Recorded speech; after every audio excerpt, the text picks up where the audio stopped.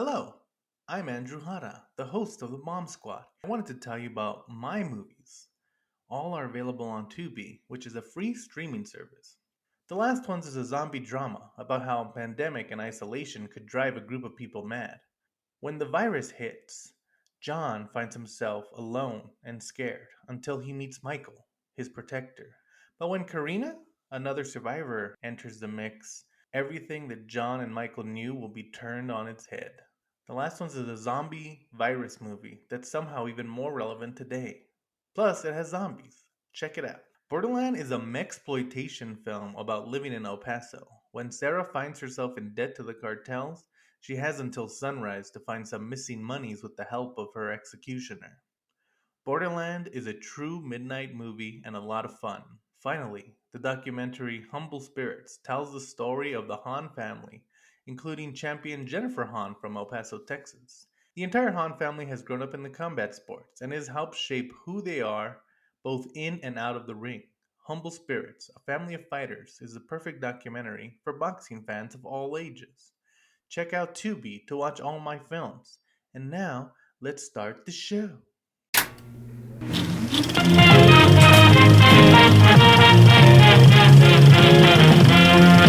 Welcome to the Bomb Squad. I'm your host, Andrew Hara, and I'm one edible deep into this podcast we're doing. We're back. It's been a little while for us. It hasn't been for you because we're backlogged on episodes, but this is our first new episode in like a month. Has it been a month? Yeah, quite a Yeah, a while. couple weeks, a few Yeah. weeks. Probably, yeah. And so, since we came back, it's been a while since William picked the movie. And so we let William pick.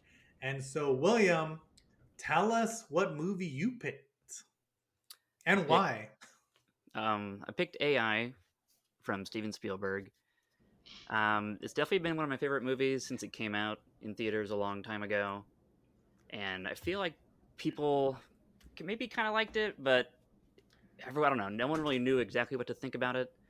But it's really interesting because, like not Steven, but Stanley Kubrick was going to direct it a long time ago in the '80s, and then he could never really get it together for the right CGI and stuff. And then before he died, he passed everything on to Steven Spielberg and said, "You should do this because it's more like, it's a little bit more sentimental than my normal stuff. It kind of like hits your sensibilities a lot more." And so after Stanley Kubrick died, Steven Spielberg made the movie, and it's this really interesting mix of like a sprawling, sort of really dark and creepy Kubrick film, but with the heart and soul of a Spielberg movie, which kind of makes it even darker whenever the movie gets dark. And it gets really dark, and it's creepy and kind of horrifying. And sometimes, I don't know, it has really big ideas about what AI means and like what human connection is in general. And I think people are kind of starting to see it in a different light now, but I think that it's one of the most like underrated, like giant sci-fi movies of our lifetime in a way. Like it's just so good. It's so well done, and I don't think anyone really talks about it enough. And so I wanted to bring it to this podcast. And I know that you both like this movie. I'm pretty sure we've all three talked about it before, but I just thought it'd be fun to actually talk about it on the podcast.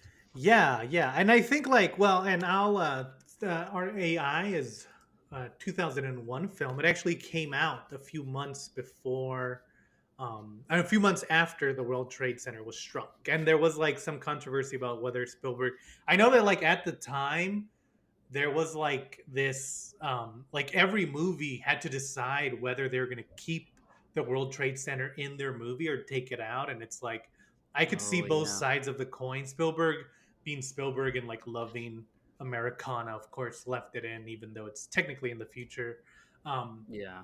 and so, yeah, I do think like so. AI is about a robot, like a guy makes a child robot, and he's just trying to find love. It's like the easiest way to That define it. sounds so. Her, That sounds so bad. yeah. That's a Yeah. terrible. Well, and But it's true. It is exactly right. the main thing about It is. this is that yeah, it was this collaboration between Stanley Kubrick and Steven Spielberg, and I agree. I feel like a lot of Spielberg's movies in the 2000s, like Munich, this one, um, Catch Me If You Can, and then Minority Report. Those like Yeah. movies kind of get like no Spielberg movies ever really like looked down upon, but there are movies that are definitely like no one talks about them, like William was saying, and I Right, and it's like his like edgiest period, and I feel yeah, like it's also like the period of Spielberg where like we were kind of like a little bit older. Like whenever Jurassic Park came out, we were like kids, and E.T. was way before that.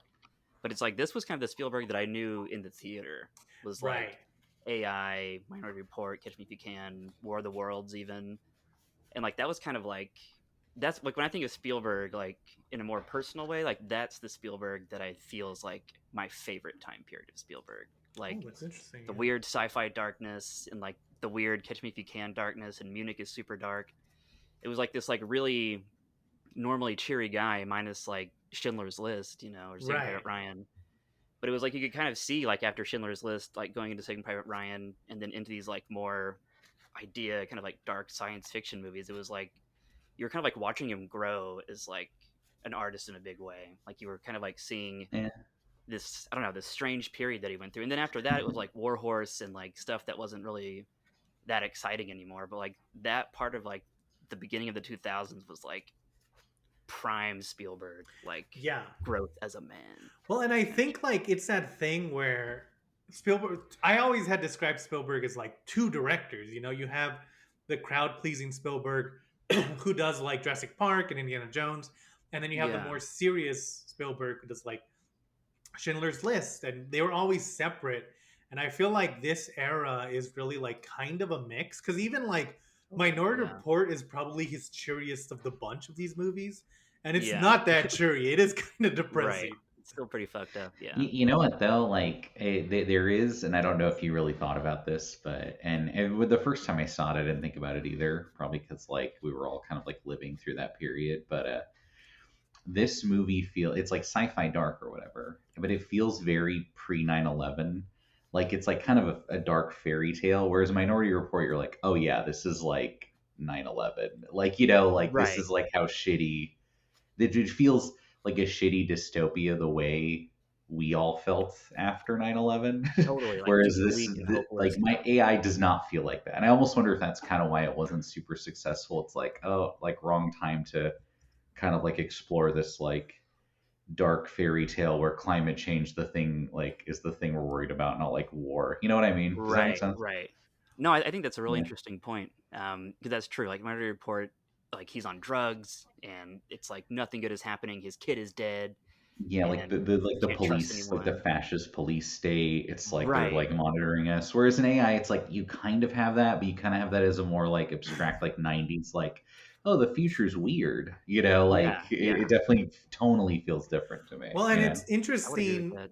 that you say that, like thinking about those two back to back, because Minority Report is 2002, and I feel Hmm. like Minority Report again starts this like it is President AI, but AI also has like all the villains are clearly villains. Like you have the Flesh Factory guys, and those guys are Right. bad guys from the beginning. Hmm. And like that's a very clear mark with Spielberg, where like the Nazis obviously in Indiana Jones, and even in like Jurassic Park, where it's like that he doesn't treat the dinosaurs as villains, he treats the businessmen as villains, and so Right. there's always that clear move. But starting in Minority Report and kind of moving forward, he kind of loses sight, like not loses sight, but he starts giving you such a not I don't want to say fairy tale, but Like a I world mean of fairy gray. yeah, like oh Yeah. this is where in Minority Report, even though Tom Cruise is a hero, he's not that good of a guy. Like he's kind of a piece of Yeah. shit, Yeah. you know? And like Tom Hanks and Catch Me If You Can is like hmm his dad essentially by the Yeah. end of the movie, and like his real dad is like kind of weird. And like whenever Leo comes home and like his mom is sleeping with his dad's friend, it's like nothing's ever explained to him. He's just like this Right. poor kid in like this like weird world, just like an AI kind of with Haley I Joel. do this AI does keep up the bad dad Yeah, checklist of Spielberg tropes. Well, and I totally. Like wonder if that's kind of why the Kingdom of the Crystal Skull doesn't work anymore, because it's hard to be in this world that I would assume Spielberg was in based on the Catch Me If You Can and Minority Report and this one, Yeah, and then go back to that like, oh, now they're fighting these cartoony bad guys where it's like right. Like his it's heart wasn't really in it, and it's mm-hmm kind of like that with that 1010 movie too. yeah Like it just kind of feels like this should be so fun, but it's just like whatever. Like it's just so It's like over. he's trying to recapture the magic, but like not quite convincing himself almost, you Right, know, Right. right. to be like Absolutely. we can Yeah. go back, which I don't, and I almost feel too. I mean, not to make this all about 9/11, but here's who really did it. No, um, I do kind of feel like there was like almost like only in the last few years have people almost like kind of gotten out of that mentality. Like that, it felt like the post 9/11 world for a long time. And I almost feel like we're only recently kind of like, I almost think like, oh, if I saw this movie 8 years ago, I wouldn't have even recognized, how like Yeah. weird that mentality is, for like Right. Minority Report versus AI not having it, Yeah.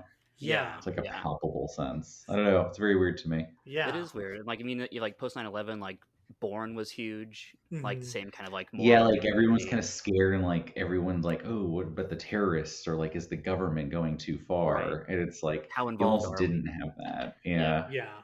When it's funny, like, yeah, the post 9/11, like, the idea that, like, so many people were so, like, I mean, military recruitment went up and all that stuff, but you can see in the media that we consumed that there was also, like, this distrust amongst the government that had started with, there wasn't Yeah. as, like, in the 90s it wasn't as bad, like we would blame Bill Clinton or certain people, but you wouldn't blame the entire government. And, like, even if you look at, like, some of these movies where it's like, oh yeah, this movie's about Godzilla, but the government's still bad, like.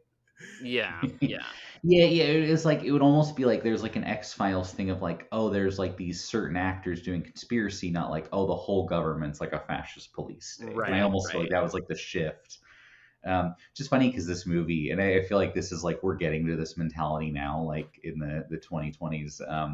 This movie just starts by being like, oh yeah, climate change happened. Like a bunch of Right. America's Yeah. A lot of underwater. people fucked up and You died. know, yeah, which is, and then he kind of goes back to that, and not to give it too much credit, but Ready Player One is like, oh yeah, climate change happened, and that's why people like live in containers. So Right. Right. it's Right. like Well, and it's been on his so, mind, and it's this thing, okay, so in this world, yeah, climate change has not only happened, but they've already kind of figured out how to live with it. Yeah. And so, because, like, there's like a limit on humans, on how many humans someone can have, and because of that fact, there's been like this up, like this kind of growing market of robots that everyone has. And so William Hurt, who is the perfect, like, scientist daddy, if you could ever Yeah. hire someone, he's like invented this new form of robot that's like so realistic it's hard to tell.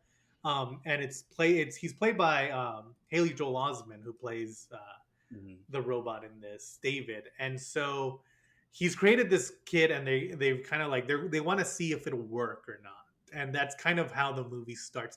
It is funny. I kind of like watching this movie. I'm always surprised as to it feels complete, but it also definitely feels almost like a biopic of David, because, like, we don't really stick with Yeah. characters that you think would be a main character, like, William Hurt or even Frances O'Connor, who plays the mom.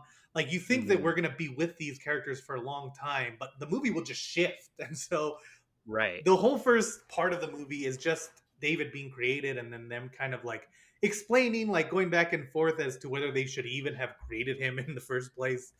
Mhm. And then it goes to the one engineer has taken David to this house where their son is in a coma, and so they're kind of gonna test it out and see how it is.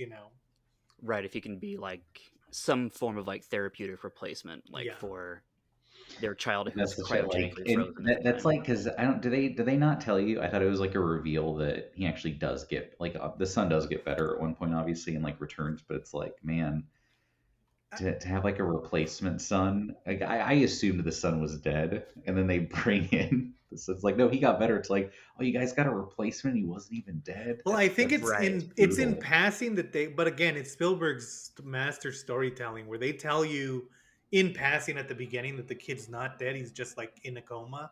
But the way Mhm. that everyone acts, which is how people would react, they all act Yeah, like they're like, he's he's dead. gone. And It's been Yeah. like five so, years. yeah, exactly. And so when he comes, well, as it goes on, you like learn that he's coming back. But like, yeah, every time I watch this, and I've watched this a bunch of times, I forget that the Yeah. kid's gonna come back. You know?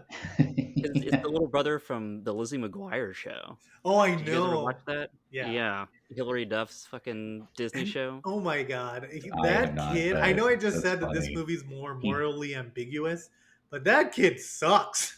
I know that kid is like, that, I'm a that little kid's kid. like the Control. perfect smug, shitty kid, Yeah. I know though. Like, that part whenever David grabs Lizzie McGuire's little brother and is like dragging him towards the pool. Mhm. He's like, "David, get off me, mom!" and like just yells out "mom," and it was like, that kid that used to always yell out "mom" Right. whenever he was like pissed off at the playground or whatever. Yeah. And it was always like that was always scary when someone else's mom was coming. It's like this mom doesn't love me yeah. or know me. And the Like, kid who like that's his go-to is to get the yeah, mom involved. You're like, ugh, Yeah. this kid, you know. Yeah. the kid, yeah, Well, and it is, and that's kind of what I was saying, because like the whole first part with the parents is like the mom doesn't know whether she should even like try to attach to David, and you have to like press a button on his back and like say like a certain phrase for him to attach to you, hmm and so she's like weighing the odds and like whether it's really important, and then I mean he looks like a little kid, so yeah, eventually she like takes the dive, and so it's this kind of like parental love story between the two of them as they like grow closer and bond, and you're seeing David kind of feel emotions for the first time, and hmm and so then the Martin comes in, the brother, and it's like a complete shift, and it would be in real life, like even when you right, have another kid, there's still a shift even for the hmm babies. yeah. Except one baby is real. Right. We should also say this is where the best character in the film comes in, Teddy. Yes, Teddy is Oh yes, amazing. Yeah. yeah. So Teddy Little is a Teddy. teddy bear who they give to David because it's like a toy, but He's he like like walks. defective or Yeah, something. Yeah, he I think he's just like old, not as good. yeah he doesn't work that well. Yeah, he's And he doesn't really think he's a toy. I think he thinks he's a kid, kind of. well. They do that thing where in this world, if you're a defective robot, they like kind of toss you aside, which Yeah. like I guess that's our world too. But it's so funny to think like, yeah, this teddy bear like remembers you and talks to you and stuff. And Right. You're just like, well, put him in the trash, I guess. yeah, Like, Yeah. it kind of like talking about it out loud. It kind of like I really liked the first season of Westworld. I thought it was great, but I think after that, to me, they always looked like I was like there. A lot of the conflict was like, oh, should you kill this robot or not? Like, why would and like that's an easy question to answer when the robot's trying to kill all of humanity because like yeah, kill them. I don't give, right. I don't give a fuck. But in Yeah. this movie, it really like brings that idea of is David's life less important than a human's life hmm if he has all the same feelings, Right. and like it really and like with the older kid, I think it helps that he's such a little shit because like you Yeah. you Yeah. don't want to be on his side, and like some of the stuff is to us like he gets Teddy, who's everyone's favorite character at that point, and he's like this thing is old, and he like throws them. Yeah. And when he does that, I was like, "Oh, you fucking asshole!" But if you think about Right. it, he's just picking up a toy and throwing it. I've done that multiple times, Yeah. you know. Right. We hate him because he's us. Yeah, Max is us. Yeah. We're all shitty kids. The spoiled kid of like liberal rich Right. parents. Right. Yeah. And it's also like, David does have the ability to love, but it's like something else that, like, at the very beginning, that one lady is talking to William Hurt, and she's like, what responsibility does a human have to a robot that can love? And to double that, it's like David was created to be like 8 years old, but he had like one day of practice. Like he doesn't really know. Like he like tries to like mimic them eating, so like he's never even heard of food before, and he has to like learn how to be this like functioning 8-year-old right. without anyone being like, this is how you do everything. Like he didn't have a childhood. Yeah, And so and all he knows is just this one command of like, love Monica, Right, and she's freaking out about that. And like, I don't know. It's really complicated for sure. yeah, and it's that thing where like everyone, of course, talks about the Sixth Sense, but Haley Joel Osment's acting in this is like where he has to be an 8-year-old, he has to be a baby, he has to like also be kind of like this older because he's like not real, It's so many Yeah. different emotions in every line of dialogue, and he Right. manages to pull it off where you kind of like sometimes when you need him to look like he's never heard of like food before, it makes sense, and it's like these Yeah. certain things, and And he looks like just old enough to like when he says mommy, like mhm, he looks like just old enough to like not really be saying that anymore, right, but he still does. And it's like he's also kind of like a little nerd. And so like whenever he says mommy, like you just like feel just sorry for him. You're just like, oh dude, like yeah, Yeah. this is so tragic in your life right now. Like fuck. yeah, and then they have like a party for the kid. And because like the whole time Martin's kind of like fucking with him, like he keeps like messing around, and the Oh yeah, mom he's is like, kind of go like, cut her hair. She'll like Oh, it, yeah, you that's the know. worst part ever. and It's so like fucked up. yeah, he goes to cut the mom's hair as a prank, and she wakes up and she sees him just standing there with a pair of scissors, and so she freaks out, and of course the husband freaks out, but they like kind of calm down, and then they have this party where we talked a little bit about it earlier, but like he freaks out again and he starts like grabbing onto his brother and saying like, oh, protect me, but he's pulling them both into the pool, and they fall Mhm. into the pool, and it's like, oh, now he has like a 60-pound weight, this little kid has it. You like latched Yeah. onto him, Yeah, yeah. He doesn't Yeah. realize that he's gonna kill his brother kill as them both. well. Yeah, exactly. And that's again like that's kind of talking about that thing where it's like I don't even know if David realizes that he needs oxygen to breathe. You know? Right, right. He has like no Yeah, just clue. like wouldn't occur to him, Yeah, yeah. because they Yeah. pull the kid Yeah. out, but David just lying there, and they have that cool shot of Oh them like just yeah. watching, or just David like in the pool, and it's Yeah. like, yeah, he doesn't really have to get out of this. You know, like Right. He doesn't he's understand why no one's helping him. He right, doesn't really right. even care in a way. Yeah, and it is that thing where it's like it's that second where it's like, yeah, he's not a real kid. You're not gonna try to save him first at all, you know. Right. Yeah. He's extra. Yeah, exactly. And so because of that, that's when the mom finally like breaks and says, "Oh, I'm gonna take him back to the factory," but she loves him too much.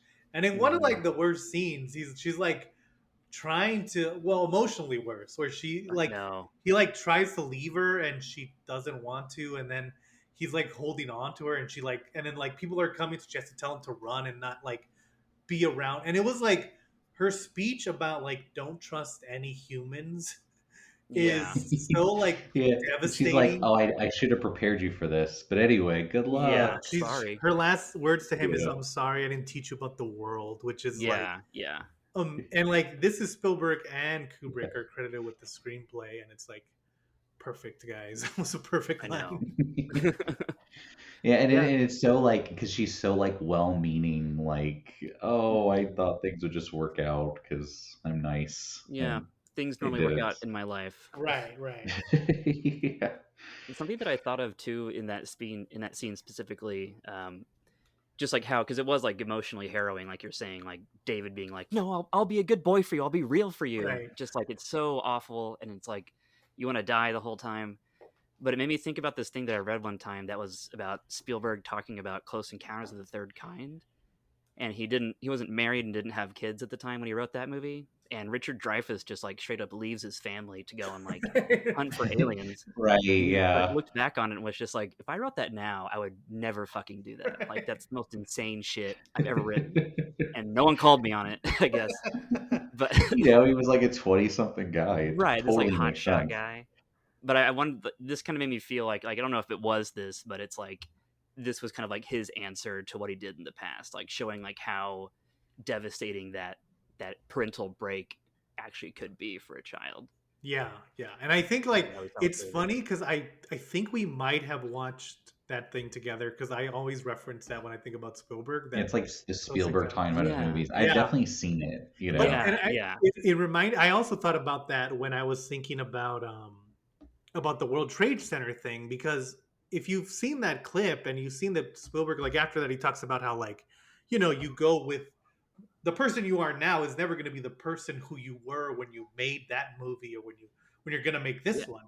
And totally. it kind of reminded me of that where it's like Spielberg put the World Trade Center in this movie because when he made it the World Trade Center existed, and when Yeah, he finished it to go back and change it just because it's not there anymore, it's not really in Spielberg's wheelhouse to try to change, like, I know he did that Close Encounters thing that he immediately regretted, or the ET like special edition. But Spielberg never felt like a special edition director's cut type of guy. He just kind of felt like Yeah. what you get is what you get, and then Right. I will get better in the next one, but I'm not going to change the last one. And I think about that a lot. Yeah, I didn't know that. He said that? Yeah, Yeah, that's cool. yeah. I think it's interesting. I think it's Spielberg is like Martin Scorsese, where they're just one of those directors where you can hear him talk about like whatever all the time. I know, just It's for very hours. interesting, yeah.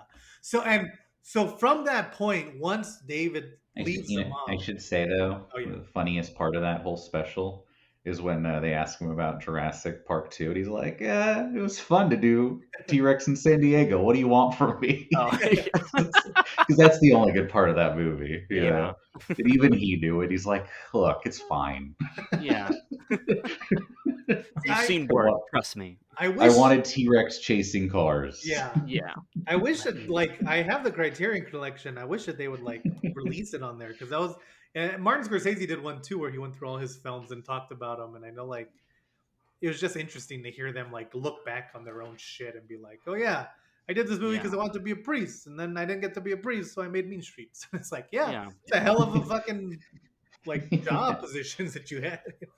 Then I got really into Coke. Yeah. And It's just one of those things. It's just great because they had so much insights. But Jurassic Park 2, he's like, he had nothing to say except Yeah. that. like, so AI. Yeah, so let's just get to the next one. But yeah, so from that point on, David is trying, like, he's heard that, like, they told him the story of Pinocchio about how to be a real boy. And so he's looking for this blue fairy to turn him into a real boy so he can go back to his mom and she'll love him for real, like she loves the older son.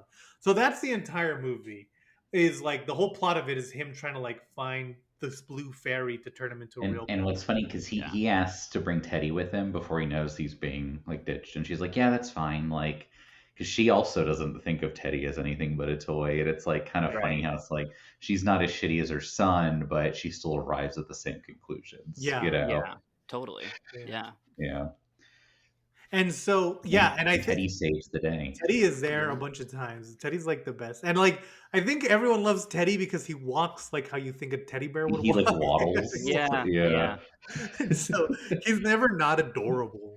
I know. He's pretty much he's like the Samwise Gamgee of this film. Yeah, he's just like definitely. Yeah. backbone, the heart. And he's always kind of talking shit. He's never like being nice. You Yeah, know? he never enjoys Yeah, the yeah. trip that he's on. Or he just doesn't know. He's like, I don't know, David. Yeah. It's just the fucking moon. What do you want? Yeah, it's amazing. And okay, and so then we cut to Jude Law, and he's playing the other best character, which is Gigolo Joe, and Yeah. he's essentially, I mean, he's a robot gigolo, and so he likes Yeah. he like has music that he can turn on in his finger to like woo the women, and he like Yeah. he's like super horny all the time. His suit's made of like leather. you Yeah. Yeah, know? like plastic leather. Yeah, and they've Like given pure, him a yeah. plastic look, which separates him, David, from all the other robots because they all have this weird plastic look. But also, it kind of like double adds, like it's that double metaphor where it's like, yeah, and he's just like a sex worker, so none of this is real, you know. Right. And I think that first of all, it's great that Jude Law's in this, but also like that is such a smart idea where it's all these every robot, like we said, from Teddy to even David, is disposable. Mhm. And then one of the other main characters is a sex worker who society has also deemed as disposable in real life. Totally. And Yeah, it's absolutely. it's that like layers on layers thing where it's like, Mhm. oh yeah, this is impressive for so many reasons. Right. Yeah, I never even thought about that, but that's totally true. Yeah. That's Yeah, this spot is on.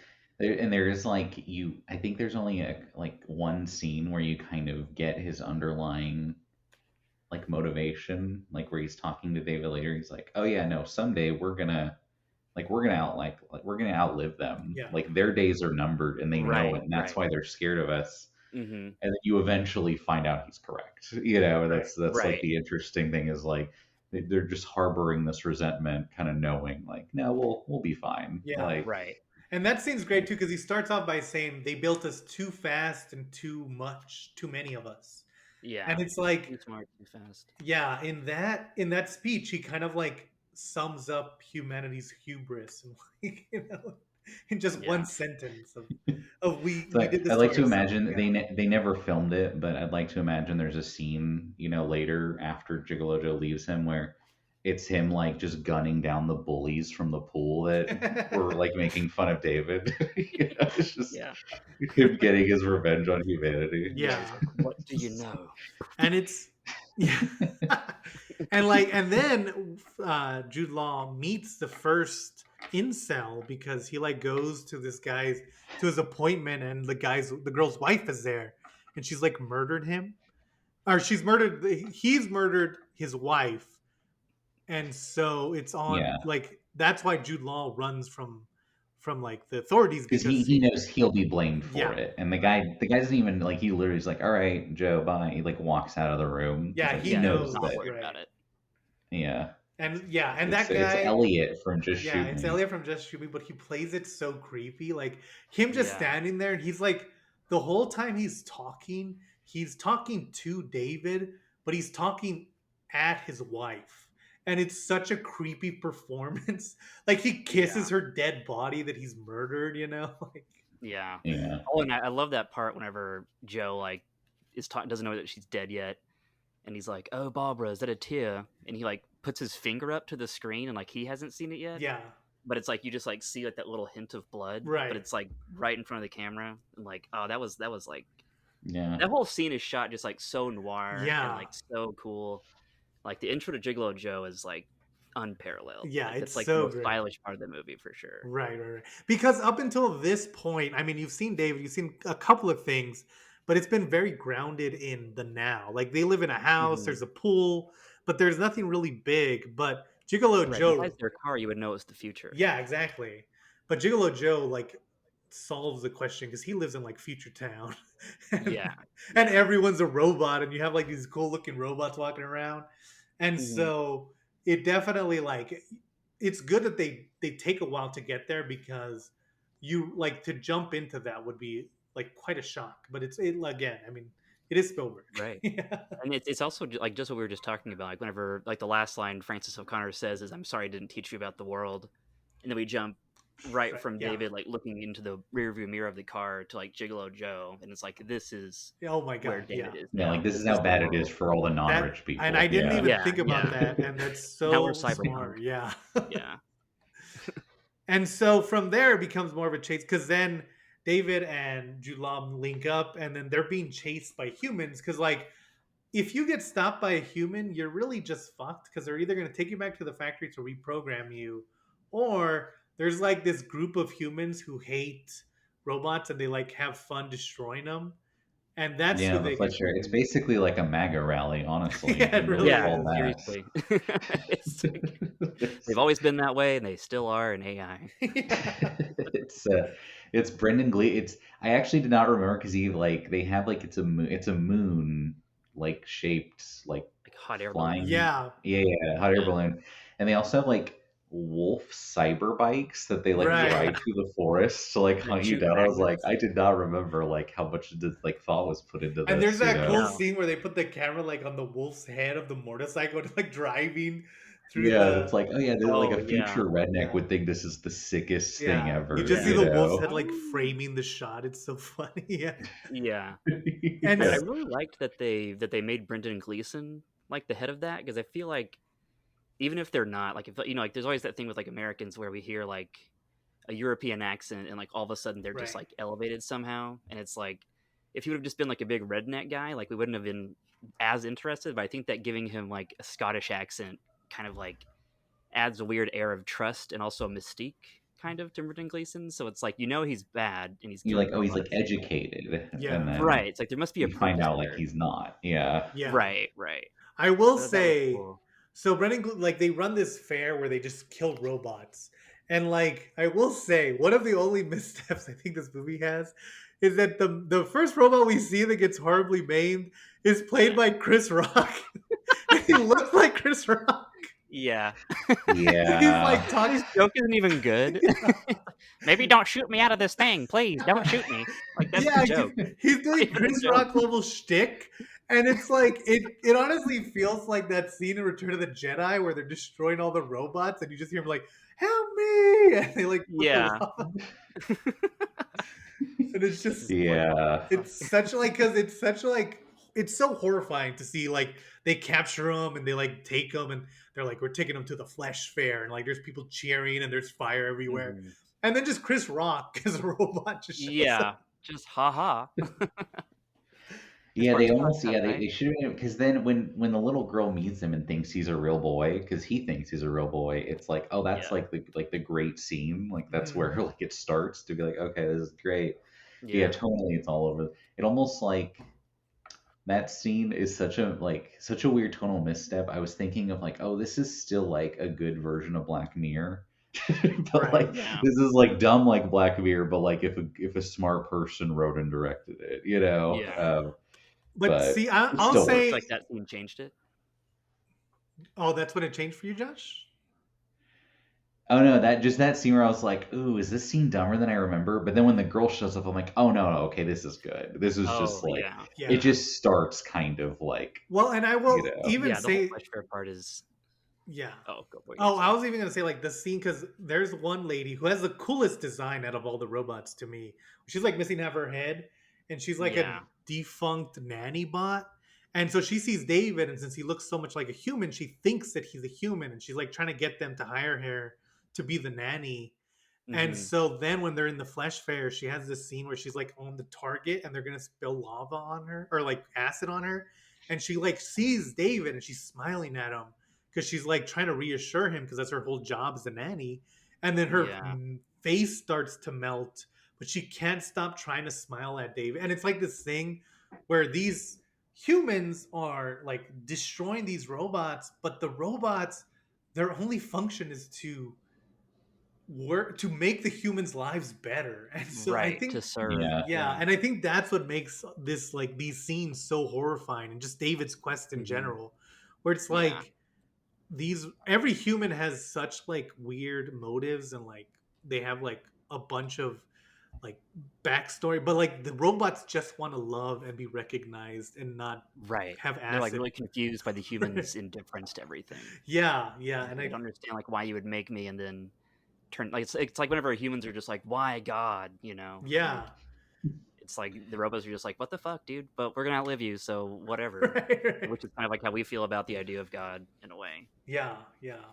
And yeah, like Josh was saying, then a girl sees him and she thinks he's real, and then the dad like knows he's not real, but he also knows that that's like a one in like that's never happened before, so he doesn't want to kill David.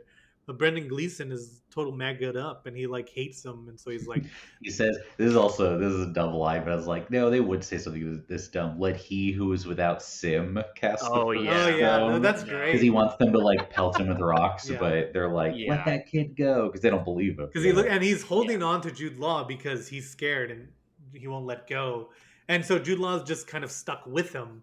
But it ends up saving him because like David's crying and screaming, and so the people don't want to kill him, and they're able to escape, and it's like Yeah. Jude Law just really gets lucky, which is pretty cool. Yeah. Yeah. And then they go I to like to think Jude Law survived, He I does even though yeah. we that. just He even might. though we see him being arrested at the end, I think he made it out okay. Yeah, there was something about him, something special, Yeah, something yeah. unique. He seduced one of the police Oh, I could officers. see Yeah. that. Started playing the SVU theme song from his finger. Yeah. It's just like this crime is not sexual or heinous. Yeah. I mean, it is sexual though. What am I saying?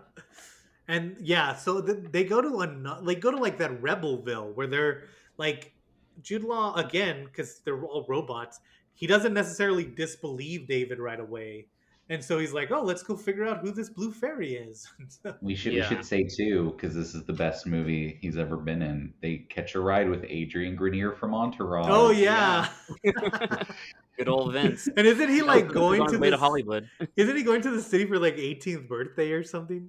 Yeah, it's like Something like Rouge that. City, and Rouge City. yeah, they catch a ride. They're like frat bros. Yeah. Yeah. But I did love it too because that's like Metropolis style like malls they have to drive through to get to Yeah. like Yeah. the city. I was like, okay, The whole he's going all in. But Yeah, the whole city's good lit old up. Vinny Chase. Yeah, Yeah, that's there he awesome. was. That's what The started his first and last entourage. movie I think I've ever seen him in. Yeah. I've seen him in the Entourage movie.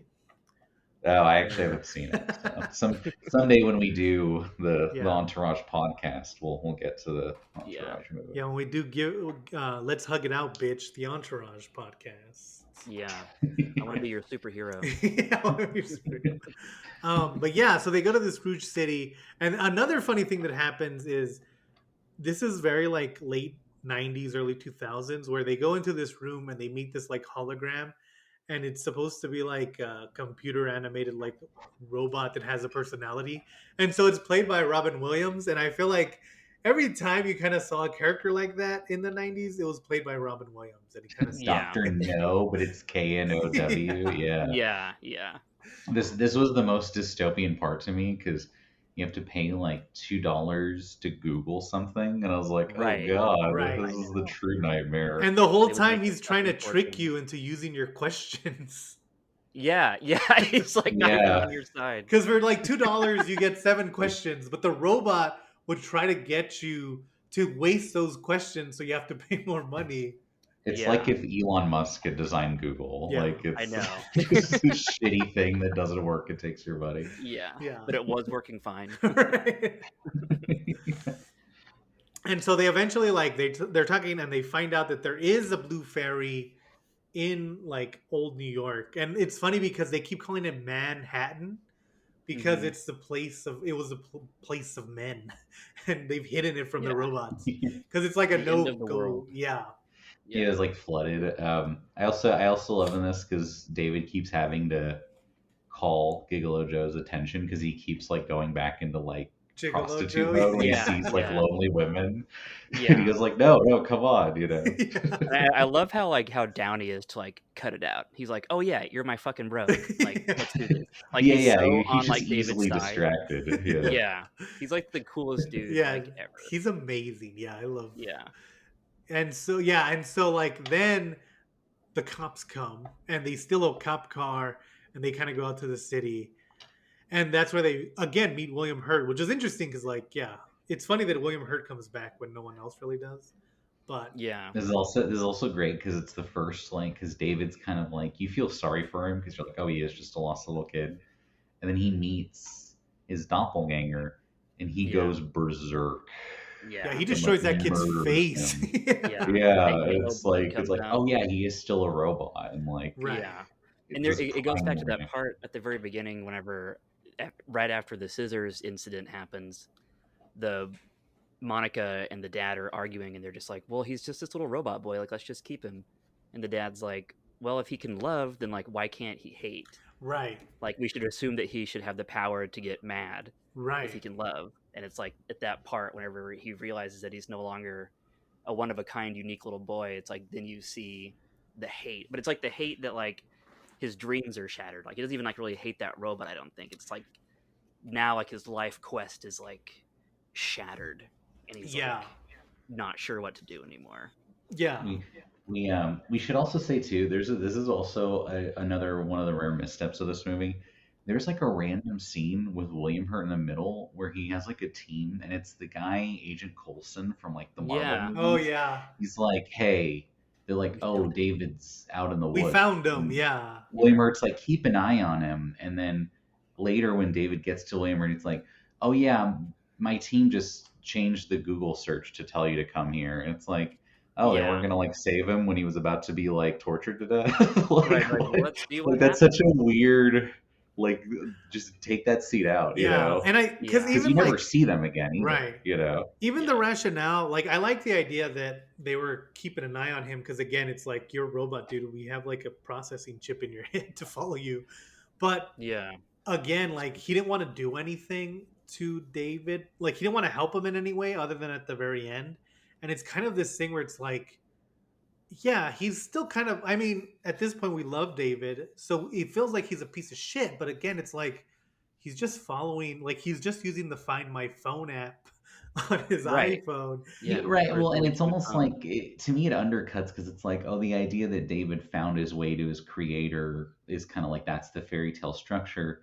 But to be like, oh, we didn't help you, but we did help you with this one specific time for at the very end. It's like that's just a weird detail to Kind of feel me. like a You know cop what I out in a mean? way. Yeah, yeah, Yeah, I could see that. It's kind of like they were left with no choice on how to get him back to Manhattan, so they did this kind of weird, cheap narrative But not ploy not to like kind where of get they him just there. bring him in there in a taxi, which they could have done at any time. Like to me, it's more interesting if William Hurt's like, oh, if he makes it, he makes it, but I'm not going to help him. yeah. Yeah, And see, I Yeah, think like either way, I think you could have taken that scene in the middle out because you don't gain anything from it, and like he yeah, repeats that he knew where David was the whole time, anyway. So it's like, yeah, not only do you not learn any new information, but you kind of don't like the information you know is not that good. Like you don't want to learn it. yeah, yeah, it's not. Yeah, But it's one of those things. It's one of the few scenes I'd be like, you could have just cut yeah, this. You yeah. know?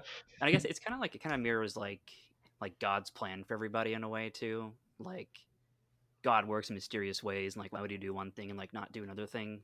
Like yeah, I don't know. I feel like when I say that is because whenever they show like where because like William Hurt lives in like a building in a flooded out Manhattan. Like He, there's right. like he lives the in the oceans have risen ruins. and it's like Yeah, this impossible land and he lives in this like fortress like in the middle of this like crazy he's like ass place. he's the wizard in the tower Yeah, essentially. yeah, Yeah, like yeah. he's kind of like a god in that. And like it's so epic when they get to him because like the lions are weeping.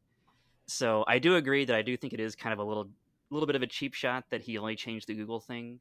But I think that I could maybe explain it in my mind as it being like why would God help one thing versus like not help another thing? Like the Yeah, questioning of like your creator and like Yeah, does your creator love you? Is he just toying with you? Is he experimenting with you? Like why did you create me in yeah. a way? And I think it again, like, yeah, you have that one, and I also even like I think it works because thematically you're right, and it also thematically it also ties into the fact that he doesn't consider David because if it was a little kid, he would have saved them in the first second as soon as they found him.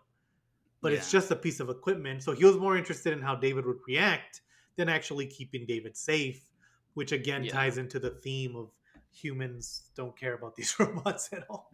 right. They don't see them. Yeah, yeah, yeah. And No, and I do like that. Yeah. yeah, and so David tries to kill himself, which is again, it's very dark. Fucked up. Yeah, and Yeah. like, and let me remind you that Haley Joel Osment at this time looks like an 8-year-old kid, and Yeah. so for Yeah. like this, like sometimes it just kind of you kind of like snap out of it, and you're like, oh yeah, that's a kid trying to kill himself. This is the most depressing thing. He doesn't even like make a big deal of it either. Yeah. He's just like sitting on the ledge and then he's just like, well, bye. Yeah, Yeah, well, I mean, well, he Why is essentially he just down? found because the whole time he's trying to be a real boy, and basically it's like God telling you that'll never happen, and he's Right. like, Right. well, Yeah. I've got literally no reason to continue. yeah, and then Fuck like everyone. and so Gigolo Joe catches him and saves him, but then he gets caught by the cops. And I think like I really like that scene because um, he's like trying to get David to like remember him or like keep him of importance, and he's like, if you know, I just want if I get destroyed, I just want you to remember that I was like I like, and it's just like a great way to thematically tie everything together. That Yeah. He's because like, I was. yeah, because Yeah. like up until this point, you know, like we've said, like Jude Law's been pretty fun loving, and he also kind of has this resentment towards humans because he's the one who says like we're gonna outlast them, and so they're scared of us. And Yeah. but in that moment where he's going to go away, it's kind of like none like all his so far his fun loving attitude and his cynicism is all we've seen. But in that one moment, there's like that glimpse of humanity where it's like Jude Law was never supposed to be human, but he still cared enough about people, just like about the idea that he just existed, and that Yeah, was important totally. enough. And it's like, I don't know, it just wraps everything up in a great way. And it's also, I mean, since he's your favorite character, it's like, don't die. You know? Yeah. Yeah. Like that, he gets away off screen. We Yeah. definitely know that. Right. Right. Yeah. We've concluded this at least. Yeah. But Yeah. no, yeah, that is a great. He really is like I don't know. Like I could have watched the Gigolo Joe movie and just had it like be like Yeah. a noir about a sex Totally. worker. Woman. Well, I would watch that remember series. there was like that, like the running joke for a while during this time where everyone was like, "Why is Jude Law in every movie?" But it's like, man, but every time Jude Law shows up in everything, he's like the best Yeah. part of that. Yeah. Yeah, I've never been mad at a Jude Law appearance. Yeah, exactly. Are you kidding me? So then at the end, David like ends up finding, he goes to Coney Island, which I thought was a nice touch, and he finds like the statue of a blue fairy, and he starts asking the fairy to grant him and turn him into a real boy, but it's just like a plastic thing, and so Hmm. he eventually keeps talking until all the power's out, and then like the whole ocean that he's under freezes over, and it cuts to 2,000 years later. Right. It's which Yeah. honestly, this is the almost darkest part to me because it's like even if you think nuclear war might kill the planet because of Russia, whatever, who gives a shit? I still think humans will be around in 2000 years. You know what I mean? Right, Like Yeah. right, that's like the Yeah. bleakest thing. The idea that every human has died at this point Right. right, is right. kind of crazy to Definitive. me. Yeah, Yeah. because they these robots who look like aliens stall him out of the ice, and they tell him like, "Oh yeah, we've been around so long that we don't even know what humans were like." You know? Yeah. Yeah, which is like, and you don't know what happened to humans, Yeah, and it's like you don't know if they died in the robot wars or they just killed themselves. You yeah, know, and Right. like through climate change. I think Yeah. we'll talk about it in a bit, and I know that Spielberg says this is all his doing, this ending, but this part feels very Kubrick. Like just the fact that like, oh, now every other character's gone. This is just the main character, and Hmm. I just want to explore this. I'm going like it feels like like the Kubrick way of I'm gonna take this literally farther than anyone thinks to take it, and like Yeah. push it there. And So I think that the ending was Kubrick. oh, the ending was Kubrick. Okay, Yeah. Yeah. I just reread it to like make sure I knew. Yeah, I actually just found that out. Yeah, that it Yeah. was okay, Everyone he thought did that the part Spielberg you tagged would on not the have ending, but expected. Yeah. yeah, yeah, because okay. Kubrick had had the idea forever. Well, see, to me, that feels very Kubrick to be like, Yeah, you're Yeah. spot on. yeah, Yeah. to be like, oh, by the way, now we're 2,000 years in the future. You know? Right. And so the robots, I feel like the end will leave it to you guys to watch it. I think it's a very good, poignant ending, um, Yeah. Yeah. and I think we've taken you One. far enough. Oh, go ahead. Yeah. One last, just to kind of go back to that, the Manhattan thing we were talking about, and just kind of like wondering about your creator. Like, I do love the part whenever David is talking to the robots, and they're like, just kind of like talking about humans. They're like, "Yeah, we never met any of them. You're the only one who's ever met one, and we're so curious about them. Like, they were so genius, and like they did so many Right, great things, and we want to know." And it's just like it's the same thing over again. It's just like more mythologizing, like what came before you, and like why were you right, created. right. Like, even though these are like super intelligent beings, like they're still, they think humanity like has the secret to creation, Yeah, whenever yeah, that's like what humans were searching for so long, you right, know. right. Yeah. I thought that They're was really return cool. to tradition, guys. And I That's kind think, of Yeah. funny. yeah, and I think again, like, um, yeah, it is. I feel like it's Spielberg and Kubrick asking like what matters, and like it's funny that Yeah. Spielberg made this movie because Spielberg is someone who, even when he's not like, he feels like a very nostalgic director, even though he doesn't really play into nostalgia other than like in Ready Player One. But like, it's that Star Wars feel, the Raiders feel, where Indiana Hmm. Jones feels like you already have seen it, even though it's the first time, because he's using these kind of Right. tropes and stuff. So for him to kind of like, Feel like timeless. yeah, and he's like, so he's questioning that, like, and I feel like the answer he comes up with is that to Spielberg, like love is more important than like any rationale thoughts. Yeah. And I don't know, it's just such a funny thing to come from Spielberg, you know, Yeah. Like where the like, mashup of Kubrick Spielberg. Yeah. yeah, because like William was saying, like the robots, the humans, they're all kind of trying to figure out these answers, but they're not presented as the character who's the most in the right, and it's David. And David's not trying to find answers. Everything is just leading to the goal of love. Like he just wants the love of his mother back. Right. Totally. Yeah, and it's interesting, and I think that's why like the Jude Law scene really hits, because again, it's him revealing at the end that the only thing that matters is like the love, that he existed. And so yeah, I Yeah. think it's just really it feels both like a Spielberg movie and a Kubrick movie, and that's very weird. Yeah. Yeah. It Yeah, really is. there's some strength. I don't know. It plays to both their strengths. I mean, it wasn't a hit, right? I mean, that's kind of one of those things where I was like, oh, you couldn't make this today because it's so high budget, but it's not like some Marvel bullshit or like a Right. franchise. but I was like, oh, it didn't really work then because it barely made its money back or Yeah. something like that, It was Yeah, one it of And it's definitely those. kind wasn't of a like, smash hit for Yeah, sure. it was one of yeah, those quiet. Like it made probably its money back and maybe a small profit, but when you're thinking about 2000 Spielberg, even like just even if they made a small profit, that's not why they invested in that movie. You know, Yeah, right. it's kind of like how Thor made like $750 million, and everyone talks about like it's a failure, and it's like what the fuck. yeah. Are you sure? Yeah. Yeah. Yeah. I remember Compounding just to profits. the Yeah. one more Kubrick thing. Oh, what were you gonna say? I'm sorry. Did I just cut you off? And I'm good. Oh, like there's a part whenever uh, Haley Joel Osment after he eats all that. There's a part where he eats a bunch of spinach Right. and he like breaks himself and he like has to go and like get fixed by the robot doctors. And Max, the little brother, is like watching David being repaired, and he's like watching his mom hold David's hand, and it does like the Kubrickian stare where he's Oh, just like right. looking like in that weird off angle, and it just like slowly zooms into his face, and I was like, "You got one, Yeah. you fucking got one." He's like, don't worry, Yeah. we Yeah, included it. Yeah. And again, there was no way he wasn't gonna add that into the thing. yeah, But yeah, yeah, no, I Yeah, think I mean I agree. I will say the movie's pretty heavy. It's like yeah, it's not, it's not iRobot. It's really thinking about these ideas. But I think it's great. I think it's worth watching. I think nobody compliments David's shoes even once, so we know it's not iRobot. yeah.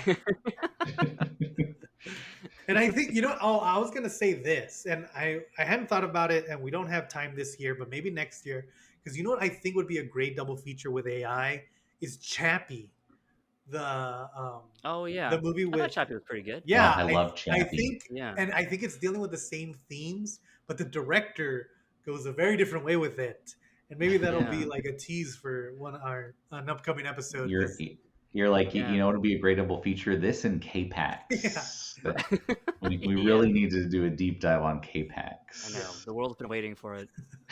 but yeah, I think we'll definitely do Chappie eventually, and also I think we're the only three people who like Chappie, so it's a perfect. It's Uh, probably true. My mom I'll liked it.